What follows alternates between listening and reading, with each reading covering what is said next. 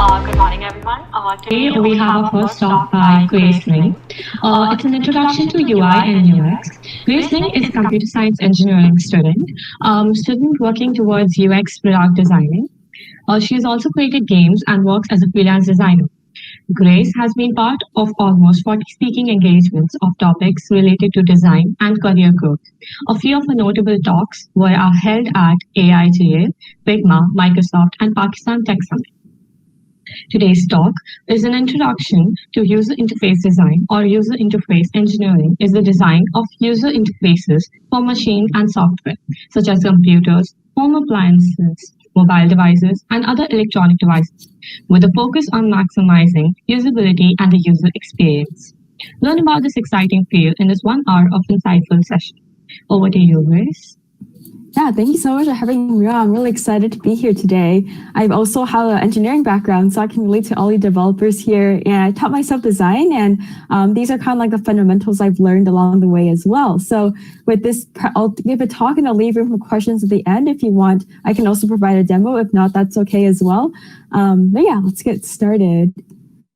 Yeah, so throughout this presentation, I'll definitely be going through some design challenges where every project kind of stems from, and using design thinking, kind of like integrating UI UX design and thinking through that problem, like designing solutions, making sure you're solving the right problem to maximize profit and saving money earlier before it gets handed off to developers. I'm going to be talking about collaborating with software engineers, developers, and also designers and product managers, and how all these three different disciplines can collaborate effectively with each other to solve a design challenge. And then lastly, I'll be going through some projects that I've done that kind of stem from a real life design challenge and how I ideated the solution using design thinking along the way as well. And so a little bit about myself. I'm currently a summer and fall UX design intern at Electronic Arts. I'm also the founder and design lead of Design Buddies community, which is a 8,000 member design community, which y'all are welcome to join as well. The link is at the end, so you definitely stay towards the end. I'm also design lead of Augment and an admin of Intern Club, an intern community. And I'm also a computer science and engineering student. And I've actually had a background in bioengineering and medicine as well. I switched career quite a few times during my undergrad, later discovering design.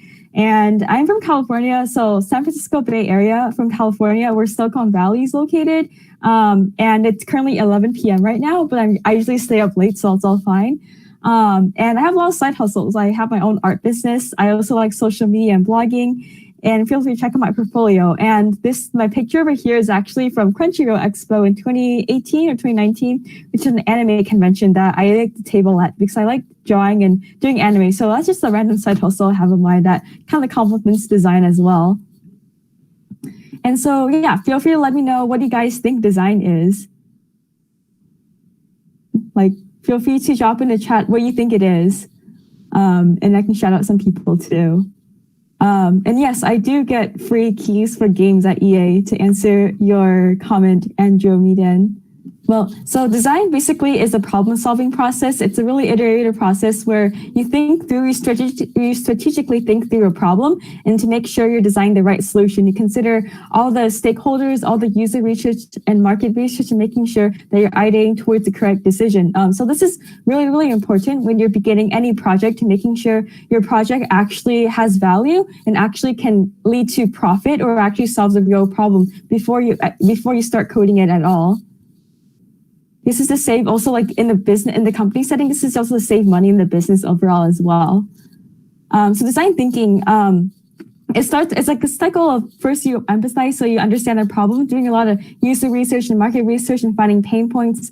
You later define it after kind of gathering all your data to really narrow down to what specific problem you want to solve. And then you ideate towards a solution. You kind of brainstorm, you kind of like open that problem and kind of think of different ways you can approach it. And later you prototype it, which is you kind of make it in real life and then test it with people, collect metrics, and keep ideating and prototyping again until you ship the product. So this is kind of like the basic, very brief overview of the whole design thinking process. The timeline can vary between different projects. Like a hackathon, this could happen in just 1 or 2 hours, but in a real world setting, it could happen over the course of like 6 months. So it really, really depends, but this is like the kind of basic outline of what design thinking is. And so what problems do you face every day? Feel free to chime in the chat as well. And yes, design is something that relates to visually representing, but it can go more than that. It's not only visual, but it's also like how the experience it's like. For example, like thinking about how you would sign in on the airport, how you check in. That's also like a design challenge, how to effectively check in to the airport while trying to save time and also making sure everyone knows where to go. So it's not just visual, it can be like service design. So it can go a little deeper than that. But yeah, feel free to let me know in the chat what kind of problems you face every day. And then we kind of go through ways we can solve it with design. Cool. So I guess current design challenges right now is currently like, this is kind of like the COVID-19 epidemic, is the healthcare system is pretty exhausted. At least this is the situation where I'm at in America, where all the hospitals are filled. Doctors have too many patients to take care of. And also people are working remotely. So thinking of ways people can stay engaged while working remotely and collaborating and getting the same kind of in-person interaction as the office. A lot of small businesses are closed, so they're losing revenue as well and much more. So these are some problems that current design challenges that people, like a lot of companies are kind of working towards. Like right now, we're seeing a lot of remote working startups, a lot of new healthcare redesign to make healthcare more effective and streamline all the process and everything. So these are just some problems you can solve with design and with any other project as well. And so a big question is, what is UX versus UI design? So I like to think about UX as kind of like the skeleton and UI is the skin. So UX is basically the fundamentals and the functionality and how things flow together. So it can be like the wireframes, information architecture, basically like the outline. And then UI is all the visual elements, everything you see. And UX is kind of everything, all the experiences you go through. So UI can include like visual design, colors, graphic design, typography. So that's the biggest difference between UX and UI, but they all work really similar with each other and one cannot exist without the other as well. And usually, typically, as a UX design career, you typically cross both boundaries. Some larger companies, you have specific UI designers. Some companies, you have specific UX designers who work with UI designers. Oftentimes, as a UX designer, you kind of have to have a knowledge of both. So it's good to kind of really understand the differences and how these two fields work together. And so design thinking is definitely a problem-solving process. Really important to really nail this down before you start implementing any code in any point of your project. It's definitely, again, we want to start by empathizing, define, ideate, prototype, and then testing it. But it really is actually more complex than that. This is just like a basic overview, but now we're going to go a little layer deeper. So first, we want to empathize, so really understanding the problem from all corners, like doing a lot of user research, market research, and defining it. So this is part of the understanding phase. And then you want to kind of go crazy and ideate. So that's why we see designers, like sometimes they have a lot of sticky notes everywhere. This is basically, they're just like ideating problems and doing affinity mapping and grouping similar ideas together. And then later coming across one and then prototyping that. And then like kind of you always, at every step of the process, you always learn something. So you definitely want to keep reflecting and going back to see if anything you missed as well. Like, let's say you're in prototyping mode, but then this new like source code change or this like new API change. So now you have to like rethink the parameters of your project. So that's why you keep going back and kind of keep moving forward based on everything, all the data you gathered as well. So it's really important to be aware of everything. And oftentimes when you prototype it, after you test it, sometimes things don't work out. So you want to go back to the research phase and really just defining, kind of going back to making sure you're solving the correct problem before you test it and then implementing it. So this is where developers come in. So definitely, it's really, really important to test, especially for a long-term project. It's really, really important to test things out before it gets implemented to code, because once it gets shipped to code, it's really hard to go. It's like hard. It costs more money for the company and then everyone else to go back. So it's really, this is why design thinking and design is a crucial part of making any project and product exist in the market and in real life as well, for startups to small companies. So yeah, so it's really, really important to making sure, this is all to making sure that you're solving the correct problem. So you always want to go back and reflect. And so the example I'll be going through when I go through the design thinking is a case study I did on Discord. And I basically this is actually for one of my first product design classes earlier last year. And then I kind of start with the problem, ideate towards a solution. And that problem was that people have problems keeping up with messages on Discord, and let me know in the chat if you guys use Discord as well and if you prefer Discord or Slack. And I'm gonna check the comments. Awesome, cool. I'll read the comments at the end as well. And yeah, leave room for questions at the end. So yeah, first so kind of going a little deeper into design thinking, empathizing again is really understanding to making sure that you're solving the correct problem. You want to look into the user experiences and motivation and tap into user needs and problems and really put yourself in the position of the user and seeing what exists. And also you want to kind of gather experts in that field. Let's say you're working on a healthcare system project to make patients be able to check in faster in the hospital. You definitely want to consult with doctors and nurses to kind of really understand what pain points they're going through and how the experience is like to be able to design for them. So that's why it's really important to kind of interview them and like put yourselves in their shoes and also to gather information. It's also a very human-centered design process.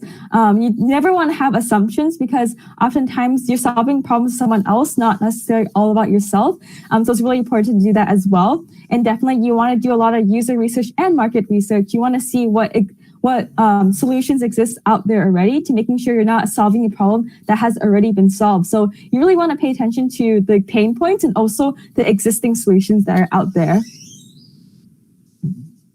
And so sometimes after you kind of gather data, you typically make personas. This is not always, but it's just like general practice people do. So personas are kind of personas, like kind of common trends you see in the data, like the personas at like, for example, the doctor. So these cover the like needs and different expectations of others. It identifies what the user is being designed for. So it's kind of like giving you a simple guideline of who the user is based on common data. So let's say you interviewed a lot of doctors for this healthcare project. The persona is a doctor who probably is around his late 30s, who has like this many years of experience, who shuttle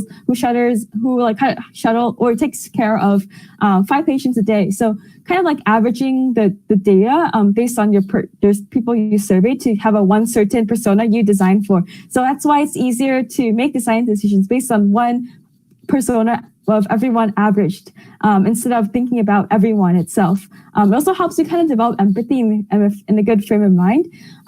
It can also shape your product strategy. It helps you prioritize different features because sometimes when you interview people, you can get all sorts of data, whether it's some user research, market research. So this kind of defines like an average of that kind of defines the pain points you're trying to solve as well. It also reflects user patterns, not necessarily roles. So as you kind of see people, you interview more people, you kind of notice different patterns. So that's where the persona comes in. And yeah, it's also like what the user wants to accomplish as well. You definitely want to make user stories and see. It's like really, design has a lot of empathy, and you really want to make sure to put yourself in a position that you're solving for the right problem. And a way to do this is using personas and doing a lot of interviews. And so second, after you kind of gathered all the data, you definitely want to kind of narrow down to which problem you want to solve. Because, for example, the healthcare system, like you can have all sorts of problems like, oh, like what if a patient has COVID versus a patient just has a lot of like heart problems and stuff. So if you want to define like a system to streamline the healthcare system, you definitely want to focus on one thing, let's say like COVID patients. So definitely kind of put together trends you gather from the empathize stage for the first stage of design thinking. And definitely put your observations to core problems and really narrow down, because there's a lot of problems you can be solving, but you definitely want to just solve one, because you can't solve, like I guess for a project, you generally just want to start with one problem and kind of expand from there. And it's just also gather ideas to develop more features and resolving more issues from there too. And so kind of going back to my Discord example, for Discord, I kind of gave the healthcare example as well, but for Discord, so let me check back in the chat. How many of you guys are familiar with Discord?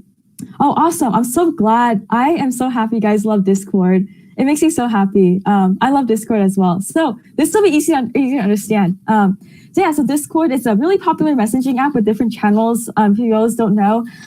So currently for my project, I kind of started with Discord, and I did a lot of user research interviews. I interviewed a lot of people to find their pain points with the app, and later found that it's really hard to keep up messages sometimes because there's no threads. There's also no bookmarking system. You can pin messages, but only the admins can pin them. So as a general participant, it's pretty hard to keep track of what's going on. that is not pinned. So that's why that was like kind of major pain point I personally found out of the participants I personally interviewed. And so when I interview people, this is kind of during the empathize/define phase, I definitely ask questions like, how do you follow conversations on Discord? There's multiple going on the same channel. How many times you check Discord?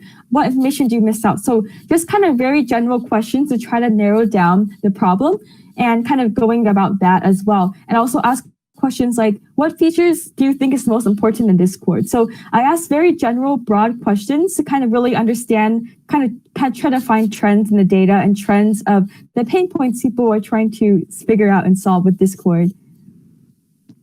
And so definitely like during metrics, you also, whenever you kind of think about any part of the design process, you want to start thinking about how you would measure success. How would you test out the design? And how would you validate the problem? Because especially when you work in a company, metrics are very, very important because all businesses need to make money. So that's how you convince product managers and software engineers and leadership to really understand that your project is actually worth to put company time and money in. So it's really, these are some metrics that are commonly used, like user satisfaction rate, task completion rate, retention rate, advocacy. So whenever you just think about anything, you want to think about how would you measure success, both qualitatively through user satisfaction or quantitatively through task completion rate or retention rate. So definitely, or testimonials through advocacy. So definitely want to make sure that everything is tied to data. It's especially important as a designer and anyone in general when working through a new project with people. And so kind of this is another way of kind of looking at design thinking. You typically start with a problem. So this is when you are empathizing. So you're gathering all the data to making sure you're solving the right problem. You're doing a lot of user research, market research, journey mapping, making personas. And then this is when you define the problem. So if you're right here, right now, once you narrow down to the one problem you want to solve, you kind of go designing solutions for that. So you kind of go crazy in designing a lot of solutions. Later, you kind of test them out and converge to a final product you want to make and ship. And so the first stage, and so number 3 is ideate. So this is kind of like when you're ideating a bunch of solutions. So over here, this is step 1, step 2, and step 3. You definitely want to think outside the box to solve problems. You want to think of how might we make messages more easy to keep track of, or how might we improve the user experience of Discord, or how might we organize the information in a way that the user knows what's going on. So just like kind of asking open questions like that, or how might we implement a bot to make sure that messages aren't missed, or how might we personalize the experience for users on Discord. So generally like a lot of questions you can be asking. So this is when you see designers pull up the post-it notes everywhere as well. So it's really brainstorming. You typically do this in a group as well. It's good to do this in a group and kind of come up with trends you see and really expanding that problem to people, bouncing ideas off others. That's why design and in general developers and also developers in general can also be really involved in this whole process as well. So definitely have as many people involved right now, like during when you're ideating problems, and then really pick a few to test during the prototype. And usually you want to discuss and kind of choose ones that people typically resonate with and can be measured with data. So pick a few to solve problems or mitigate problems. So definitely like for example, like we think of like how might we implement a bot feature, or like how might we implement bookmarks. So it might be like one that can solve the problem, or like usually like design solutions are either cost saving for the company or revenue generating. So you kind of want to think about these two lenses when defining solutions for a problem, whether they save the money or save the company money or earn the company more revenue as well. So just making sure everything ties to business value. And also like when you think of so I've also done a lot of hackathons in the past, and I've actually won a few. And the strategy I've kind of come across is I've really validated my design decisions with data, even though our product might not have been with the best development capabilities, but the way we market, the way we show our business thinking of design thinking really helps us stand out and kind of like relating our design to how it would actually solve a real world problem and how would we measure success. So definitely really, really important for a hackathon like you guys are doing right now as well. And so now we kind of go into Converge after you kind of discuss with your peers and when you brainstorm all these ideas over here. So also another way you can do a customer journey map. This is kind of what they do in industry. Definitely probably not in the scope of this hackathon, but something you can also think about as well, like what would the customer go through to help you like ideate even more. And so now you want to prototype. Basically, you take a few of the ideas that you gathered through your brainstorming session with all these Post-it notes. You collect some. You want to test these out. So it's kind of like a scientific experiment where you start with the hypothesis like, oh, I think users would value a bookmarking feature because it will help them keep track of messages. And they would feel more happy overall with the user experience. And then they will spend more time on Discord and buy more Nitro. So that's kind of like the overall product thinking you want to show. Kind of like seeing the solution to the problem, but also tying in how that would actually solve better, more like company-based problems as well. So definitely prototyping is definitely like testing your solutions and investigating them. And these are all generated from the ideate phase. They all relate to each other. The goal is to find the best solution. And the prototype is basically a simulation of the end product. It doesn't have to be coded yet. It can be something done in Figma where you make like a fake version of the app, or you can even test like paper prototypes. You can go like low fidelity or high fidelity. And yeah, so definitely this is just to like making sure you're finding out the best solution, and you also find out different constraints you might be facing. Let's say you find out like edge cases, like what if a user wants to keep categorizing bookmarks, or what if they want to categorize them, or what if they want to bookmark every single message or a whole channel. So definitely you observe, you kind of, after you do prototyping, you do want to do testing and kind of observing different common user patterns so you can go back, synthesize and iterate upon there too. And yeah, I definitely want to know how users react, feel, and behave to really making sure this is all to make sure you're solving the right problem to save the money, to save the company money or save them time or earn the company more money in the long run as well, tied to a business. And so this is kind of the sketches I've ideated. This is like example of the bookmarking feature that I did for Discord. So basically like I sketched out how the final product would ideally look like. Very basic, very like, I did this on my iPad, all hand drawn. And yeah, so now this is kind of going into, kind of tying into both UX versus UI. This is all UX. You're kind of going through the basic flow of everything you would go through before you make anything digital. So this is usually done on pen on paper before you even touch Figma. And then now you want to, after you kind of discuss this and kind of review this with users, you want to go into Figma and make low fidelity, low or medium fidelity prototypes. You kind of add colors to it. You start adding black and white, and high fidelity, you add colors and images. So these are kind of like the increase in fidelity, meaning increase in similarity to the actual product. And this is just a short demo of what I made in Figma. So this is no code. This is me prototyping all in Figma, making the app, making everything from scratch, me making a bookmark. So users can pin or bookmark messages and then keep track of all of them. So I'm just going back to the general chat, and then you can access all your bookmarks based on your categories that you've selected when you bookmark the feature in the general chat. So I test this with users as well, watch them interact with the product, and later kind of change different decisions. This is the actual final product. It's not like the middle product I did, but it's the final one. But before that, I had another product with less pictures, less images that was more basic than this that I tested with users to come up with the final product. So definitely this is no code required at all. Typically this is done before it gets handed off to developers as well. Yeah, so this is bookmark, and also remove the bookmark.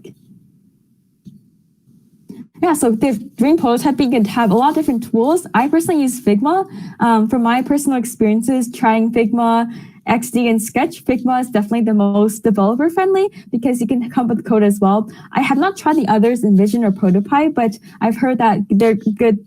They're good things about them as well. But definitely Figma has code snippets where it's like good for designer to developer handoff. So as a developer, I would also highly encourage learning Figma to work with your designers to really understand everything and kind of be able to see their process and really be able to like become kind of better development itself.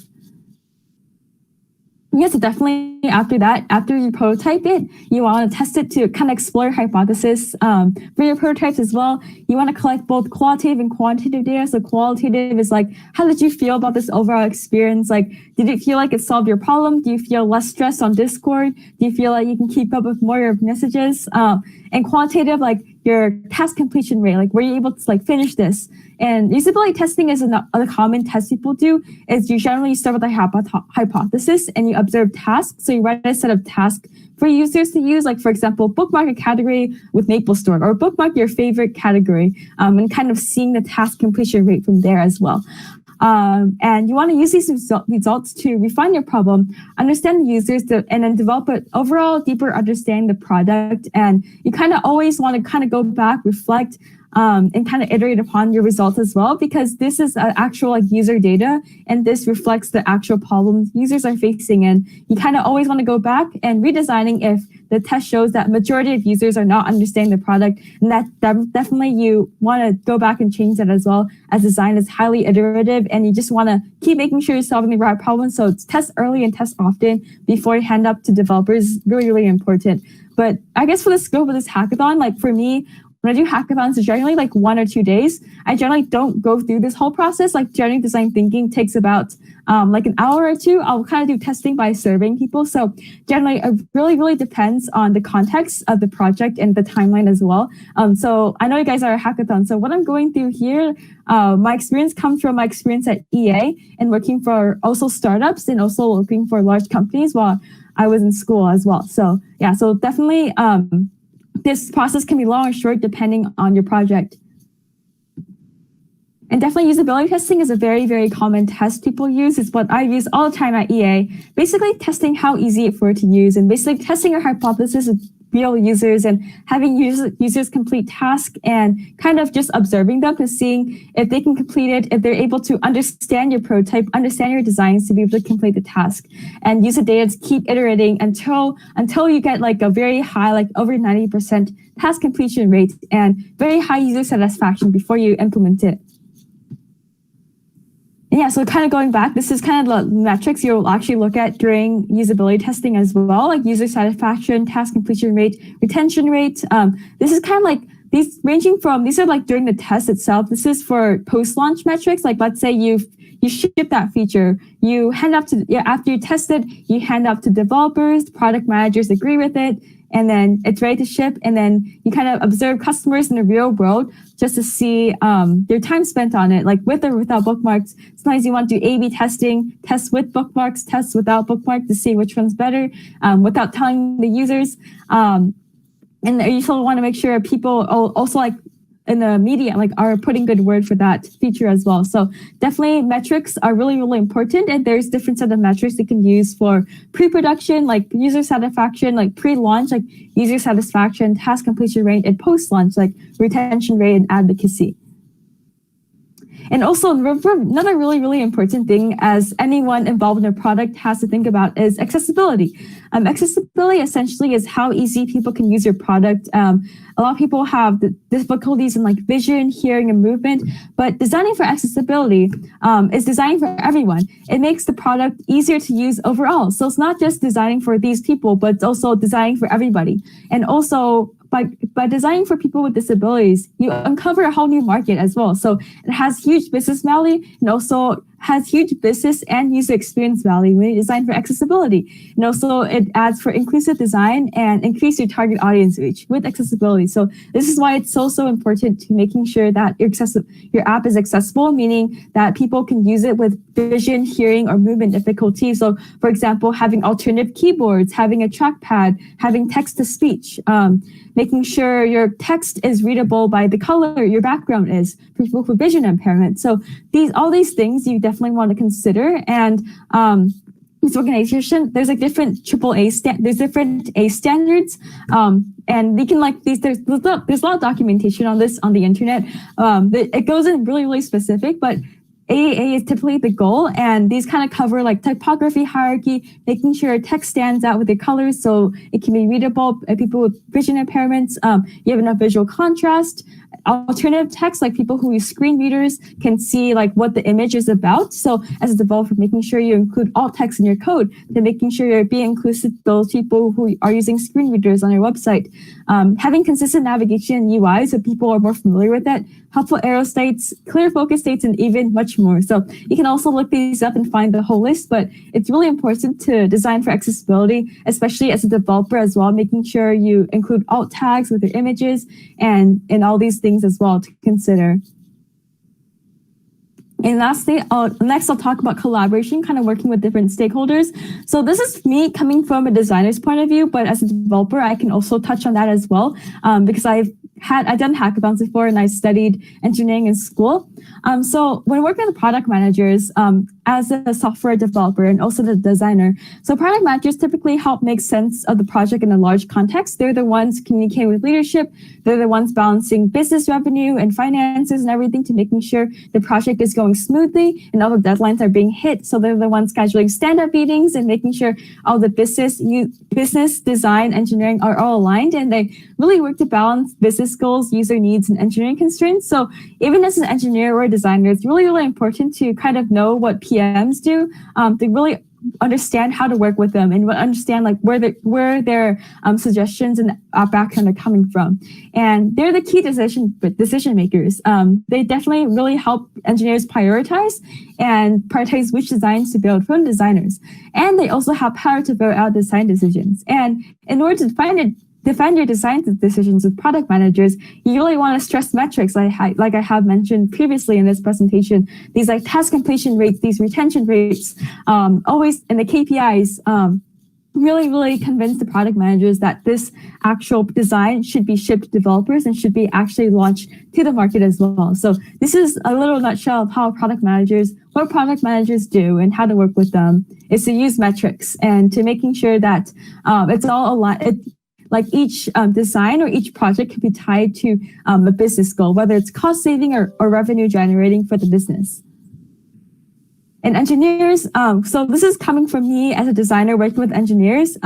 It's important to get feedback early to see if this idea is feasible, kind of like designing things, making sure they're nested in dividers and everything as well, making sure that I'm not designing something that cannot be physically or I guess like coded and everything as well.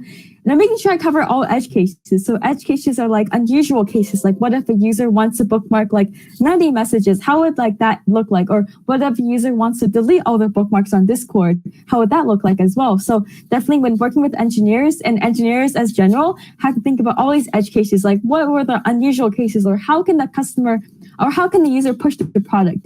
It's also important to have, well, not important, but really useful to have a basic understanding of HTML, CSS, and JavaScript on the front end development as well, and also avoiding custom styles. So usually early, especially at a hackathon, it's good to use libraries like Material Design, Material UI. These are some examples of libraries you can use to save you time or design systems. If you search design systems on Google, you can also find a lot of companies actually have design systems, and these come with CSS and code snippets you can use. So another hackathon tip you can use there instead of developing everything from scratch. So usually when you're developing everything first, you want to use as many packages, as many custom styles as possible, as many like framework, as many like already existing frameworks as possible in order to save time and to prove your concept. And later, once you have more time, you can kind of develop your own custom UI as well and everything as well. For hackathons, highly recommend looking at Material UI, and because there's like CSS and code snippets on there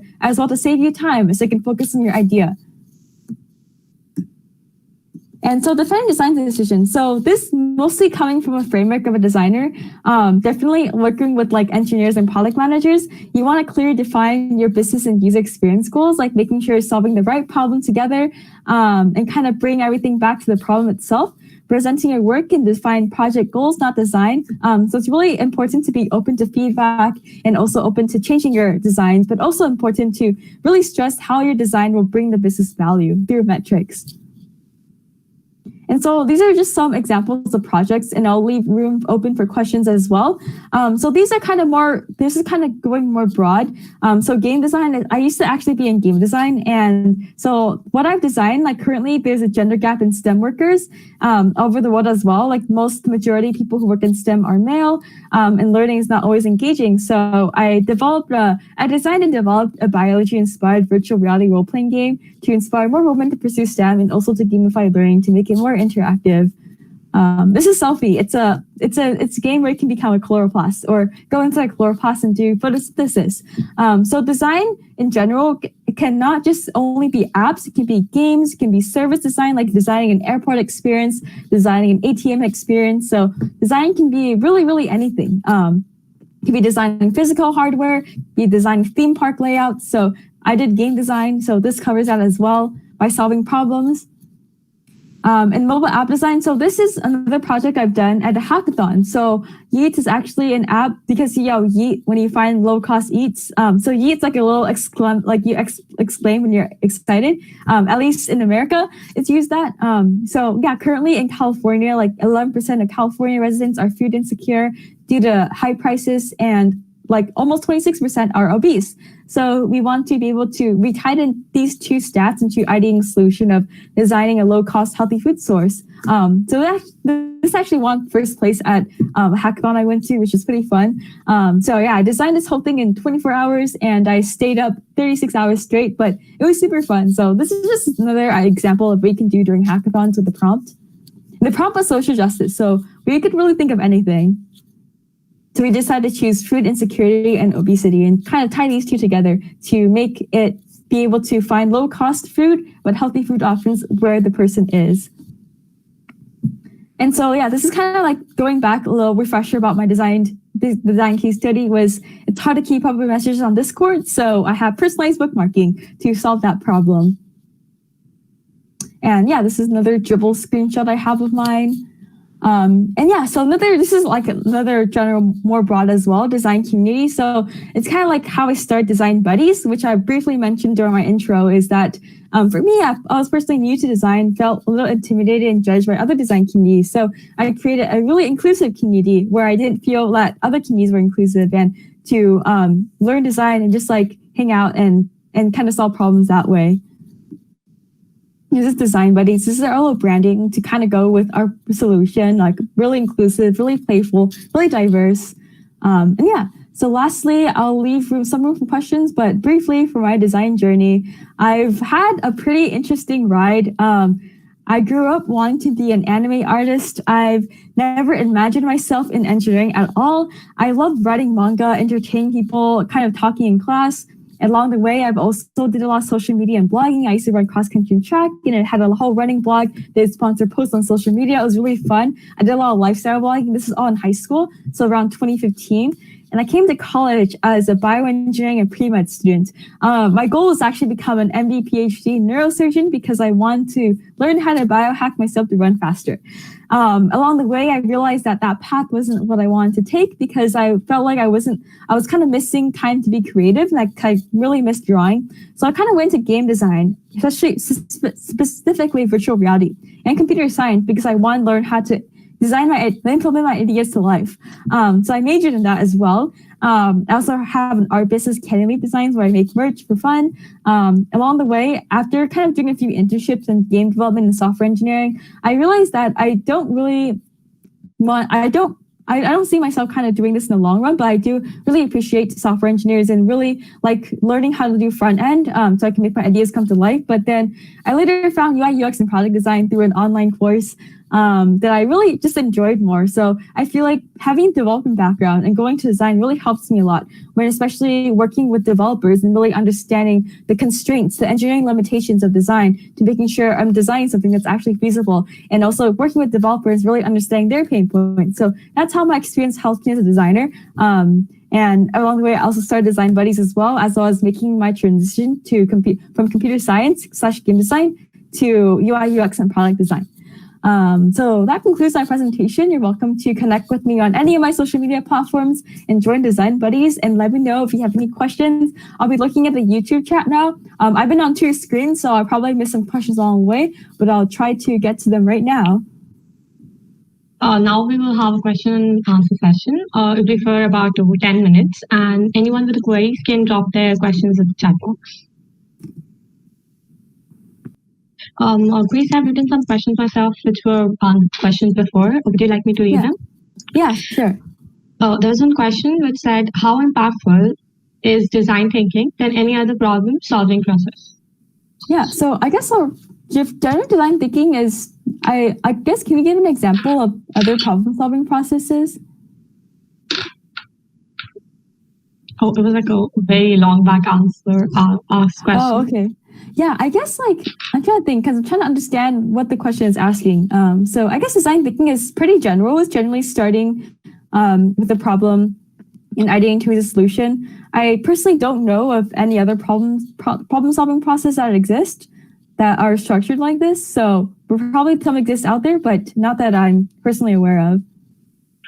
Okay, there was another question that said, do you use some kind of machine learning to make design choices during beta testing? Yeah, so that's actually possible. So there's actually tools like user testing or Marvel app that can understand different patterns where you kind of strip your designs or you kind of give your designs to people. So they can examine patterns and make your choices. So there's a lot of apps out there like called user testing, Marvel app. There's even more that you can use machine learning. For the scope of this presentation, I haven't covered that, but there are tools that enable that out there using machine learning. So user testing is one and Marvel app is another as like tools you can use for design that integrates machine learning. Adding to this question was the example of YouTube Mobile recently moving the comment sections below the suggestion box, the suggestion video. So there's another post. Yeah. Oh, why do you think user moves its comment section? I think the comment section was also all there. I'm guessing because I guess like for me, I've been on YouTube for a while and I've always seen the comments down. So I'm just assuming people want, I guess like the way comments are displayed is at the bottom of the video. So I guess YouTube wants to encourage viewers to view the video itself first before jumping into conclusions or going in the comments. So I guess that's why YouTube decided to have the comments below the videos. And for the live chat comments are side by side because they want users to be able to interact live with the speaker. And generally the speaker can see the live at the same time, so really interact in real time. And they're placed on top because they want the other audiences to be able to interact with people in real time as well. So comments are, I guess, comment section versus live chat. So comments are like for like kind of asynchronous. So like whenever you're ready to comment after you're doing the video, and live chat is like synchronous. So you want to happen at the same time. So that's why you have it on top.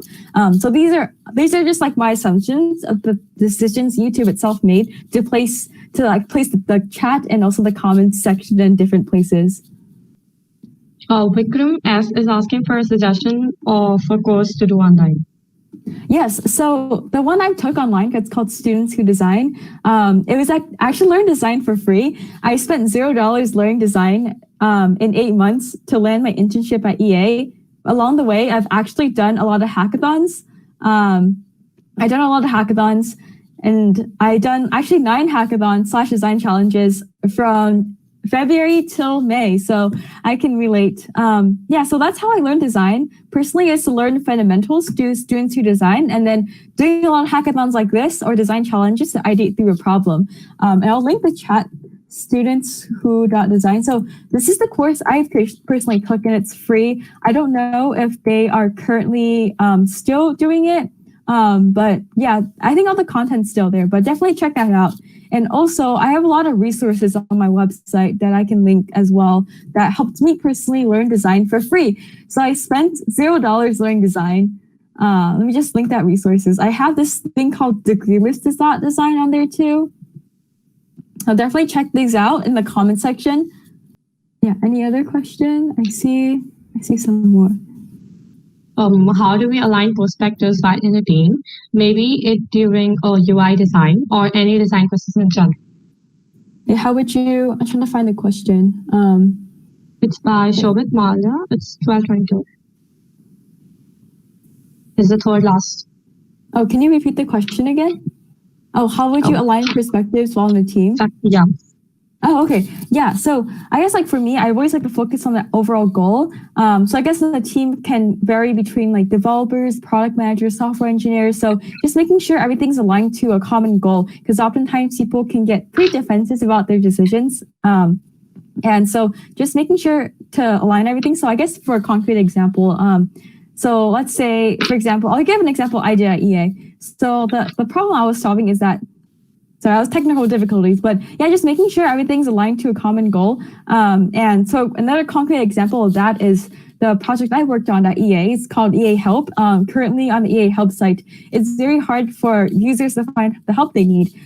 So I worked with software engineers and product managers and designers on that project. And the goal was to make people find help faster and just like making the overall UI UX more streamlined and more like showing the top help problems at first. And so like kind of like I would just like align and using data, I'm just like validating. And yeah, so I would like usability test the current site and find like 75% of the users can't actually find the help they need on the current site. And because that's just a huge number, it could be really frustrating to the customer and send more support tickets to the company and ended up saving, costing a company more time.